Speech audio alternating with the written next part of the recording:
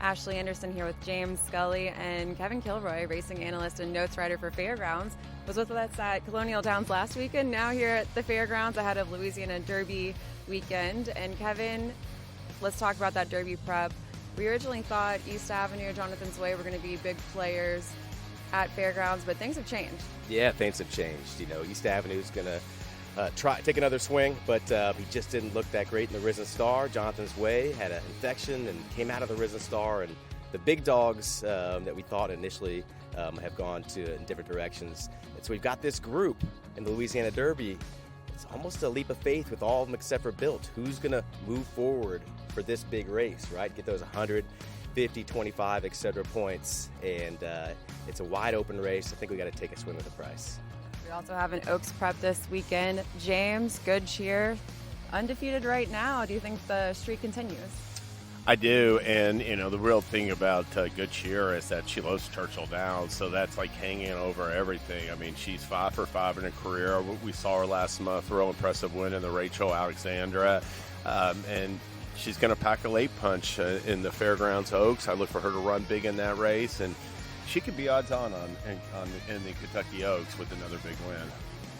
Fairgrounds is not the only track with Derby prep races and Oaks prep races this weekend. Turfway Park as well. We have the Bayou Bluegrass 5, a pick 5 wager, all stakes, $1 pick 5. Kevin, it starts in the New Orleans Classic. Do you have a single in the sequence? Yeah, it's probably everybody's single. 2 singles that everybody's going to be on. So it's kind of one of those wagers you got to know where you're getting value. Sierra Leone in the New Orleans Classic. Training fantastic. He's ready to roll. Gonna kick off his 4-year-old campaign back where he started his 3-year-old campaign, winning the Risen Star last year. And then Good Cheer. So if you've got those two, for me, I'm going to get away from John Hancock. Gonna fade that one. I'm going to use Hypnus. Definitely going to use Built and going to use Vassimo in that Louisiana Derby. And then I think up at Turfway, I think I'm going to try to fade Poster. By getting away from Poster, getting away from that front runner who got it done in the last press. California Burrito. For the Phillies in the Cincinnati Oaks. Getting away from those 2 favorites at Turfway, I'll find some value in those 3 legs. But Sierra Leone seems like the one you got to lean on. James, what about you for that Bayou Bluegrass 5? Well, I agree with Kevin's sentiments. I think both races could set up for a stalker, late running type. I'm going to play Hypnus and Instant Replay are my 2 horses for Louisiana Derby. And as far as the Jeff Ruby Stakes, I like Maximum Promise. I do think he's going to run well in there for Kenny McPhee. But the horse I'm really intrigued by is that Brad Cox, Judd horse, Final Gambit. He's going to have to, get the right trip. He's a deep 1-run closer, but I like what I've seen so far from him. Finally, Kevin, it's closing day on Sunday at the Fairgrounds, so tell me about the leading rider, trainer, just your thoughts overall from the meet.